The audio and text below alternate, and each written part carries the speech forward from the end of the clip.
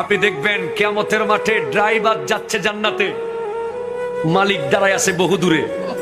কিরে, তুই না আমার ড্রাইভার ছিলি, তুই কেমনে বেহেশতে যাইতেছস? কয়, স্যার আপনি আমার যে টাকা দিতেন, এনতে একটা 150 টাকার প্লাস্টিকের কল মসজিদের উজুখানায় কিনা দিছিলাম। মানুষ উজু বানাইছে আর আমার কবরে সোয়াব গেছে। আর মালিক সাহেব উনি বড় পয়সাওয়ালা, টাকা দিতে পারে নাই। মাহফিলের জন্য টাকা চাইতে গেলে 5 টাকার নোট সিরাটা বাইর করে দেয়। আর যেই টাকাগুলো দোকানে চলে না, টেম্পুতে চলে না, বাসে চলে না, জুমার দিন মোটামুটি চালাই দেয়। কথা কোনো ঠিক কিনা জোরে বলেন না। এরকম লোক সমাজে আছে না নাই? মানি ব্যাগ মনে হয় সিরা ফেলবে এখন, মানি ব্যাগকে ওরে গুতানি গুতায়।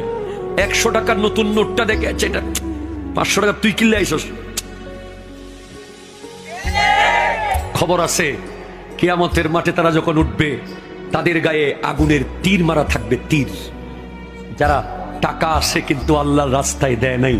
কথা কোন ঠিক কিনা জোরে বলেন।